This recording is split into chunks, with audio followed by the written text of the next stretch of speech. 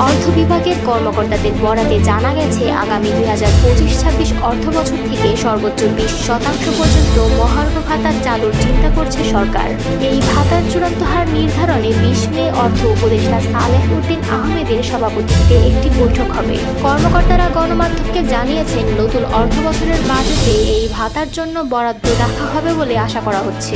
প্রাথমিকভাবে 20% পর্যন্ত ভাতার খসড়া তৈরি হচ্ছে। শেখ হাসিনার সরকারের সময়ের 5% বিশেষ প্রণোদনা ভাতা বাতিল করে এই মহার্ঘ ভাতা চালুর পরিকল্পনা রয়েছে। এই ভাতা চালু হলে সরকারকে বেতন ভাতা খাতে অতিরিক্ত ব্যয় বহন করতে হতে পারে প্রায় 7,000 কোটি টাকা। বুধবার জনপ্রশাসন মন্ত্রণালয়ের সিনিয়র সচিব মোহাম্মদ মোখলেছুর রহমান সাংবাদিকদের বলেন, এ বিষয়ে এখন কিছু বলতে চান না।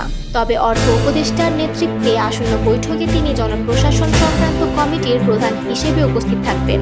অর্থ মন্ত্রণালয়ের কর্মকর্তারা জানান, প্রধান উপদেষ্টার সম্মতি মিললেই বাজেট বক্তৃতায় এই মহার্ঘ ভাতার ঘোষণা আসতে পারে। প্রস্তাব অনুযায়ী 1 থেকে 9 নম্বর গ্রেডের কর্মীদের জন্য 10% এবং বাকি সব গ্রেডের জন্য 20% হারে মহার্ঘ ভাতা দেওয়া হতে পারে। তবে 1 থেকে 9 গ্রেডের হার 15% উন্নীত হলে ব্যয় দাঁড়াবে প্রায় 6,500 কোটি টাকা। গত ডিসেম্বরে গঠিত একটি কমিটি 10 থেকে 20 নম্বর গ্রেডের জন্য 20% এবং 1 থেকে 9 নম্বর গ্রেডের জন্য 10 থেকে 15% ভাতার সুপারিশ করেছিল।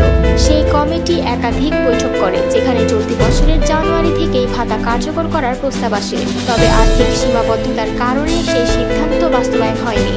নিয়মিত ভাতা কার্যকর না করায় প্রশাসনের অভ্যন্তরীণ, বিশেষ করে নিম্ন আয়ের কর্মীদের মধ্যে অসন্তোষ তৈরি হয়েছে, এমনটি ধারণা করছেন সরকারের নীতি নির্ধারকরা। এর ফলে সরকারের ভাবমূর্তিতে নেতিবাচক প্রভাব ফেলতে পারে।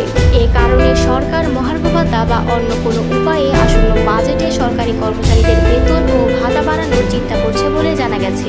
চলতি বাজেটে সরকারি চাকরিজীবীদের বেতন ভাতার জন্য বরাদ্দ রয়েছে 82,990 কোটি টাকা, যা মোট বাজেটের 10.41%।